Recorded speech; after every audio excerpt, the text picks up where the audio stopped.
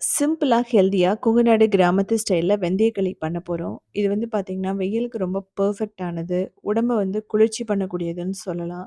நல்லா பஞ்சு போல இருக்கும். 1 கப் பச்சரிசி, ஒரு 3 டேபிள் ஸ்பூன் வெந்தயம் போட்டு நல்லா வாஷ் பண்ணிக்கங்க. இத தேவையான அளவு தண்ணி ஊத்திட்டு ஒரு 5 மணி நேரம் நம்ம ஊற வச்சுக்கலாம்.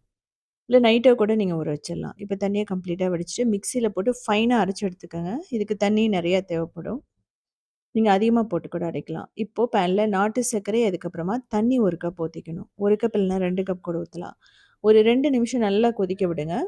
இதுக்கப்புறமா 1 கப் தண்ணி ஊத்திட்டு பேன்ல, இந்த அரைச்சு வச்ச மாவு வந்து போடணும். நான் கொஞ்சம் கெட்டியா அரைச்சிருக்கேன். நீங்க வந்து தண்ணியாவே அரைச்சுக்கலாம். ஒண்ணும் பிரச்சனையே இல்ல. கெட்டியா அரைச்சீங்கன்னா, அந்த லைட்டா வந்து கட்டி தட்டும். அதுக்கப்புறம் நான் மசிச்சுட்டு இருக்கணும். ஸோ இந்த ஒரு விஷயம் மட்டும் தான். இத வந்து நல்லா வந்து மிக்ஸ் பண்ணணும். மீடியம்ல வச்சுட்டே பண்ணலாம். அப்பப்போ வந்து பார்த்தீங்கன்னா, வெல்லம் வந்து ஊத்தணும். வெல்லம் டேஸ்ட்டுக்கு ஏத்த மாரி நீங்க போட்டுக்கலாம்.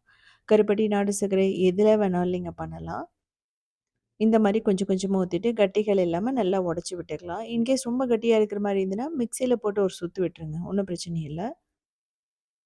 அந்த வெல்லத்தோட தண்ணியுமே ஊத்திட்டு, ஸோ இப்போ ஃபைனலா இருக்கிறதையும் ஊத்திட்டு, நல்லா குக் பண்ணணும். நான் எக்ஸ்ட்ரா வெல்லம் தேவைப்பட்டதுனால, திரும்ப கொஞ்சம் காய்ச்சி அதுக்கப்புறம் ஊத்துறேன். ஸோ குழந்தைகளுக்கு கொடுக்கும்போது நீங்க ஒரு 2 டேபிள் ஸ்பூன் அப்படி குடுத்தாவே இது போதும். ஒரு ஃபேமிலி அப்படிங்கும்போது ஒரு 6லேருந்து 7 பேத்துக்கு இது ரொம்ப பெர்ஃபெக்ட்டா இருக்கும். ஸோ ஃபைனலா நல்லெண்ணெய். நல்லெண்ணெய் தான் வந்து பார்த்தீங்கன்னா, இதனோட இம்பார்ட்டன்ட்டான ஒரு பொருள்னு சொல்லலாம். முக்கியமான ஒரு பொருள் இதுக்கு. இத ஊத்தி திரும்ப ஒரு 3 நிமிஷம். இப்போ உங்களுக்கு பார்த்தா தெரியும். அப்படியே பஞ்சு மாதிரி இருக்கு. ஸோ இதனோட டீட்டெயில் வீடியோ வந்து பார்த்தீங்கன்னா, கிரியேட்டிவ் வேர்ல்டுல இருக்கு.